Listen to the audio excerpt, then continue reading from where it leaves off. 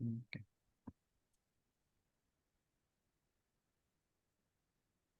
Oke. Suara kedengeran ya? Suara saya ya. Dengar, Pak. Oke. Beneran. Baik.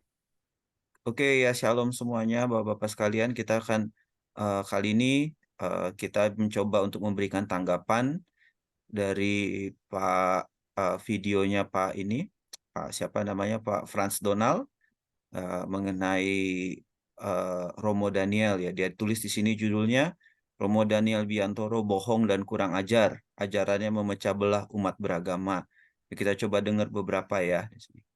Nah, ya. Oke, sekarang kita lanjut. Kasusnya Daniel Biantoro. Kita langsung ulas sekarang ya, teman-teman ya. Di mana melalui ceramahnya itu Daniel Biantoro melakukan pembodohan publik dan kebohongan. Demikian. Tidak berbeda dengan ajaran Yesus. Nah, jadi dalam ceramahnya itu ya, Daniel Biantoro ingin mengajarkan ajaran bahwa ajaran Paulus tidak berbeda dengan ajaran Yesus. Nah, dalam hal ini saya memberikan apresiasi bahwa ajaran dari Daniel Biantoro benar. Ya, sekali lagi.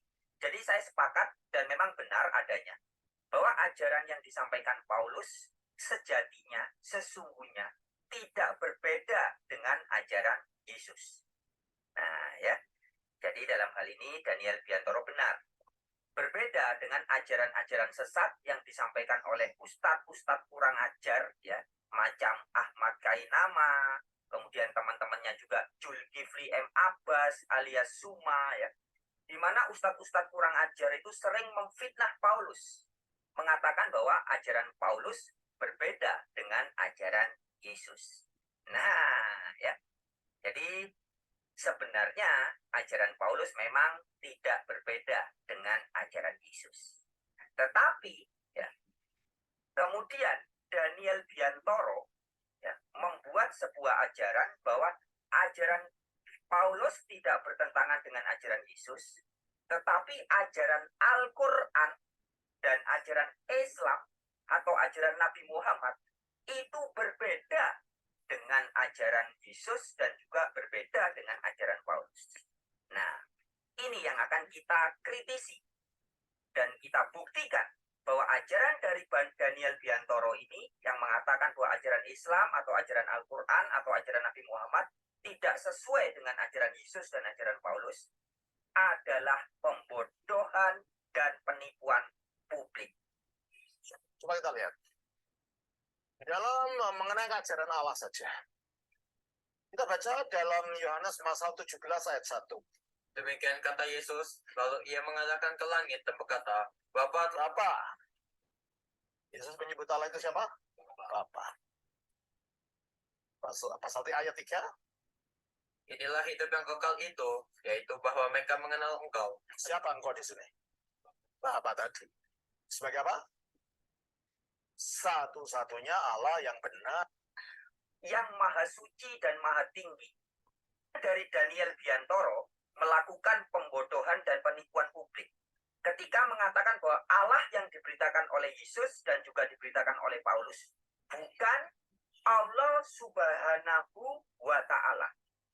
Ya, Subhanahu wa Ta'ala itu artinya yang maha suci dan maha tinggi, atau yang maha tinggi dan juga maha kudus.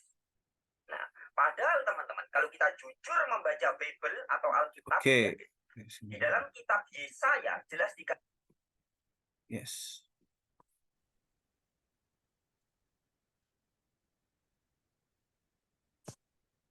Oke ya, tadi kita udah dengar sedikit.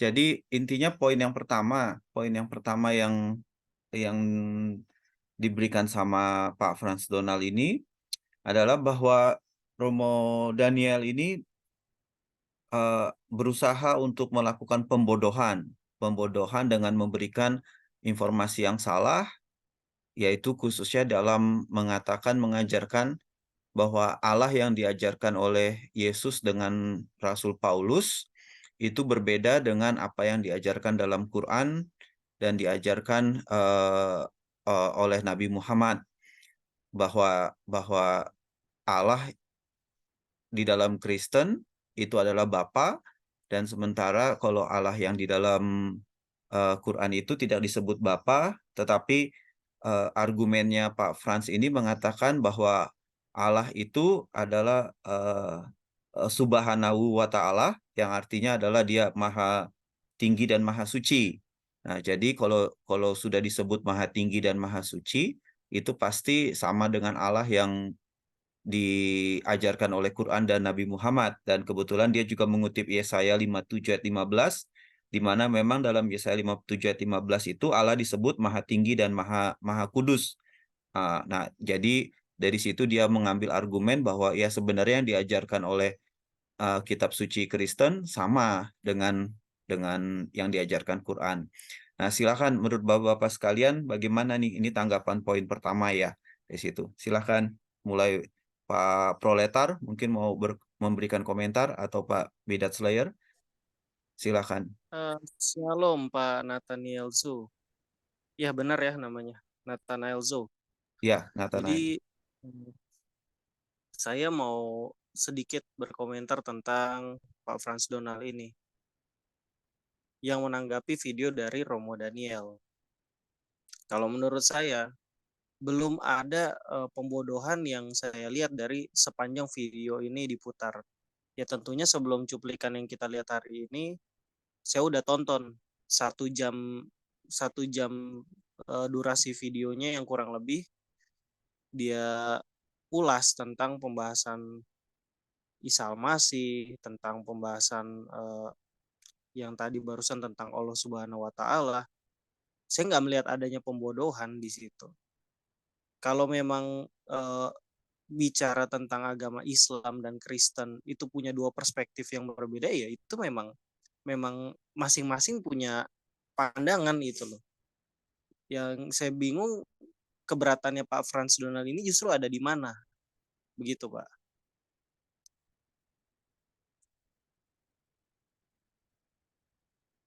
Gimana dengan Pak Bidat Slayer? Apa Jadi pendapat keberatannya Pak saya? Franz Donald itu karena dalam ajarannya Yesus dengan ajarannya Paulus itu mengatakan Allah itu Bapa.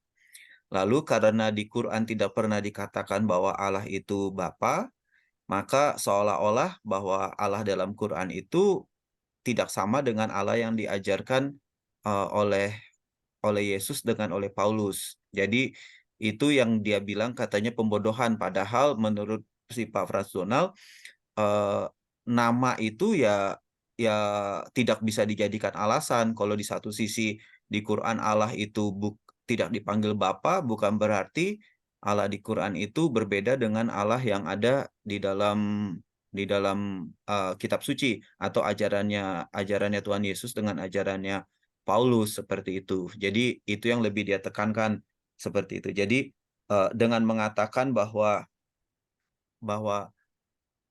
Tuhan Yesus dan Rasul Paulus mengajarkan Allah itu adalah Bapa, dan sementara Quran itu tidak mengajarkan Allah itu Bapa, maka kedua ini adalah sosok oknum yang artinya sosok Allah yang berbeda. Itu bagi Franz Donald itu pembodohan, seperti itu kurang lebih.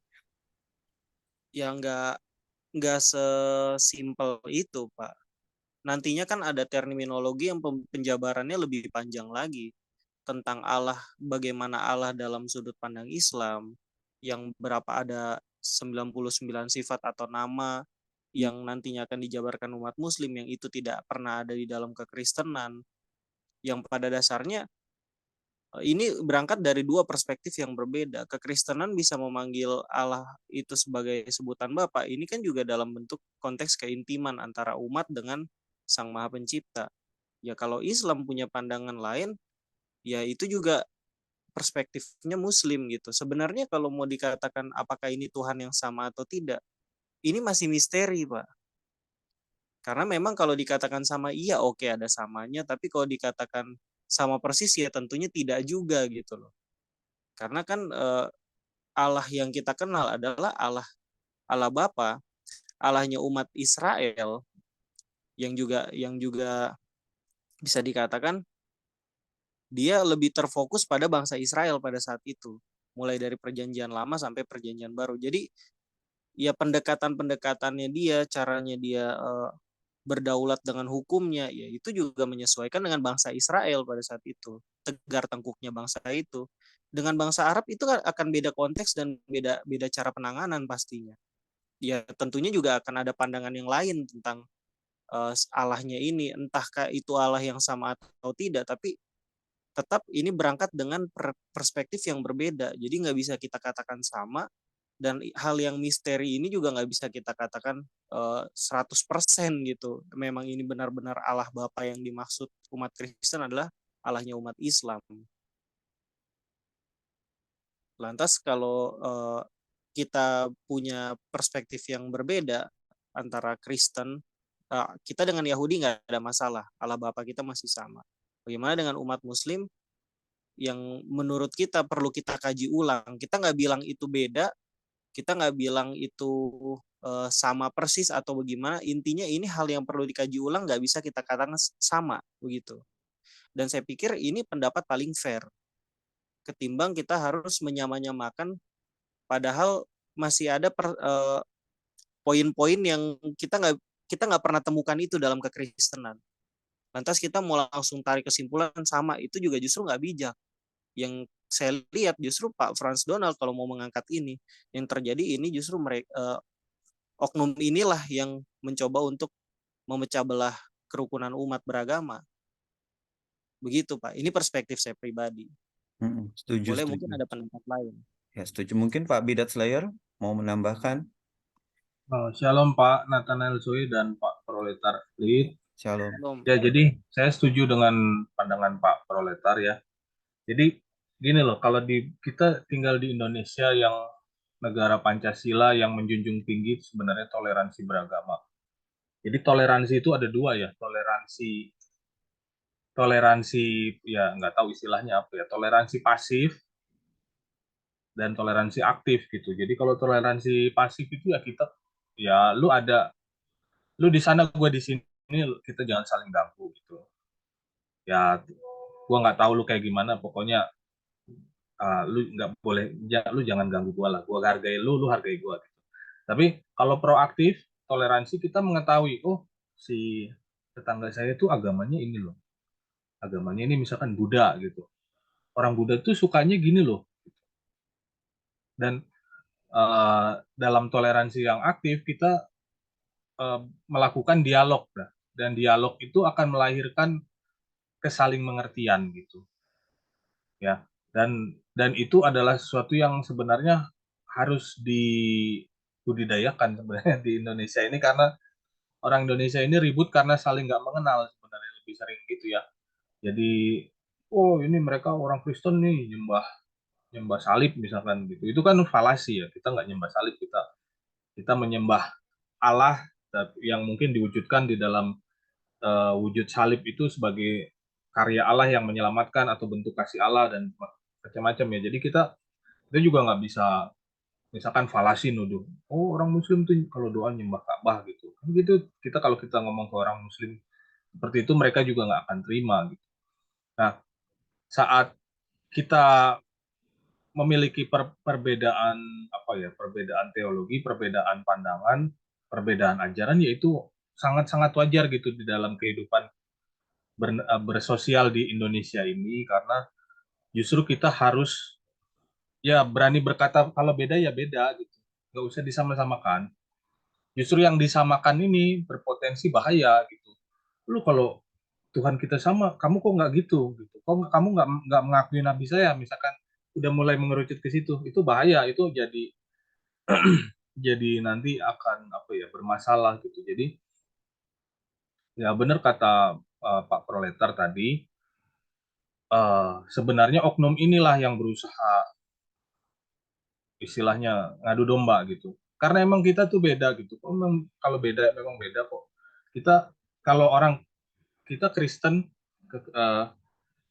kekristenan itu kan berasal dari Yahudi, dari tradisi Yahudi. Jadi menyebut Allah sebagai Bapa itu bukan dimulai dari orang Kristen, dari orang Yahudi pun sudah menyebut. Bahkan mereka kalau berdoakan Avinu we Malkenu, Bapa kami dan Raja kami gitu, yang kemudian Tuhan Yesus itu kemungkinan juga mengambil Avenu Malkenu jadi Avenu Sebasemai Bapa kami gitu. Nah, itu adalah kelanjutan gitu. Jadi Allah Perjanjian Lama selalu menyebut Israel sebagai anak-anaknya kan. Nah, itu dinamika antara Bapa dan anak itu Israel menyebut Allah sebagai Bapa, Bapa disebut sebagai Bapa, dan eh, Allah Israel menyebut Israel sebagai anaknya itu diteruskan di dalam Kristenan gitu. Emang tradisi kita seperti itu gitu. Dan gimana kalau Islam loh? Kalau Islam nggak memiliki tradisi ini, gitu. Karena memang di dalam kitabnya sendiri, kitab suci Al-Quran sendiri, Allah tidak pernah disebut sebagai Bapa gitu. Bahkan nanti kalau misalkan kita balik gitu, misalkan oh ya kalau menurut kata Bung Frans Donald ini benar, nanti kita sebut sebagai Bapa, Allah itu Bapak kami gitu. Yang ada mereka akan tersinggung karena saya pernah punya pengalaman pribadi, teman saya menganalogikan Allah itu sebagai ayah saya, dan banyak dari saudara-saudaranya bahkan guru ngajinya pun akan tersinggung karena terminologi Bapak itu tidak umum dan mungkin tidak bisa ya, tidak bisa digunakan dalam konteks agama lain gitu. Ya, demikian aja dari saya. Terima kasih.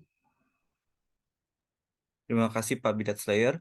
Jadi ya kalau boleh saya tambahkan sedikit, sebenarnya ini masalah terminologi kan eh, segala terminologi yang kita berikan kepada Sang Pencipta itu kan merupakan usaha manusia untuk membahasakan supaya manusia bisa mengidentifikasi, supaya manusia bisa mengenal siapa Sang Pencipta itu. Dan kata Allah ini pun merupakan suatu terminologi yang umum, ya baik di dalam bahasa Ibraninya, Elohim itu pun bukan hanya dipakai untuk Allahnya Israel, tetapi Allah-Allah yang lain juga Elohim. Demikian juga kata Allah dalam bahasa Arab juga orang Kristen Arab pakai Allah, orang Islam pakai Allah, baru orang Yahudi Arab juga pakai kata Allah. Nah, yang jadi masalah adalah di dalam mengenakan terminologi ini, sejauh mana kita memiliki pengenalan yang mendalam. Nah, seperti itu. Nah, kalau di dalam Kristen, kita percaya dalam ajaran Kristen bahwa puncak pewahyuan mengenai siapa itu Allah itu ada di dalam diri Yesus Kristus. Sebab dia adalah anak, dan anak adalah menyatakan siapa itu Bapa. Jadi kita bisa mengenal siapa Bapa itu ya karena Yesus Kristus. Nah, oleh karena Yesus Kristus, kita jadi tahu betul artinya Bapa ini bagaimana, Bapa ini siapa, dan sebab Kristus telah menyatakannya, makanya dari sisi pandang Kristen, seperti tadi Pak Proletar bilang, ya kita memiliki ajarannya sendiri, dan kita tidak bisa mengatakan bahwa berarti Allahnya Kristen sama dengan Allah yang lain. Tidak, sebab di dalam pewahyuan yang final, yaitu Yesus Kristus itu sendiri, nah kita mendapat pengajaran siapa tuh Allah itu. Mungkin kalau dari zaman Perjanjian Lama, karena belum final, jadi masih suatu gambaran yang kasar. Kalau kata Perjanjian Baru tuh kita bayang-bayang, karena hukum Taurat tuh diberikan kan juga sebagai cerminan daripada kasih dan juga cerminan daripada hukum Allah, yaitu menggambarkan sifat Allah. Tapi itu semua hanya bayang-bayang. Tapi kenyataannya itu puncaknya ada di dalam Yesus Kristus. Nah, jadi ya saya setuju juga dengan Pak Bidat Slayer bilang kalau Pak Frans Donald ini mau menyamakan, bahwa Allah orang Kristen sama dengan Allah orang Islam itu sama, nanti ketika kita berdialog, kalau kita sama berarti boleh dong panggil Bapak, boleh dong gini. Ini akan menjadi suatu polemik yang baru. Nah, justru saya melihat bahwa Pak Frans Donald ini yang sedang berusaha untuk mislead, untuk memberikan informasi yang salah supaya memperuncing apa yang sudah ada di lapangan seperti ini. Jadi ya itu yang poin pertama yang mau kita bahas, yang diberikan oleh Pak Frans Donald, ya itu tanggapan dari kita semua seperti itu dari situ. Jadi ya benar seperti kata Pak Proletar ya, sejauh ini sih dari pandangan kami yang melihat dan kami yang mendengar, melihat nonton videonya Romo Daniel, ya kami sih sepakat dengan apa yang dikatakan oleh Romo Daniel dan memang benar itu ajaran daripada akidahnya Kristen seperti itu. Dan ya memang itu posisi kami. Jadi kita pun tidak bisa diminta untuk menjadi menerima akidah Islam. Demikian sebaliknya akidah Islam tidak bisa kita paksakan untuk menerima akidah Kristen seperti itu. Jadi ya untuk Pak Frans Donald ya mohon jangan malah membuat polemik yang baru, tapi seolah-olah Pak Frans Donald mengatakan memfitnah Romo Daniel yang memecah belahkan, pada sesungguhnya ya jangan-jangan Pak Frans Donald yang memiliki agenda tersembunyi nih seperti ini untuk memperuncing situasi ya. Ya kita nggak tahu ya bagaimana keadaan di Indonesia, kan kita sama-sama tahu seperti ini ya. Mungkin itu untuk yang poin pertama ya di sini ya. Dari situ. Nah, untuk Jadi yang untuk yang poin-poin ya, mungkin untuk yang poin pertama kita tutup dulu sampai di sini ya. Nanti habis itu kita coba kaji lagi poin kedua ya. Karena mungkin ya supaya waktunya lebih memungkinkan lagi. Jadi ini kita tutup dulu teman-teman, nanti kita akan ketemu di video berikutnya lagi. Kita akan bahas poin kedua dari video yang sama yang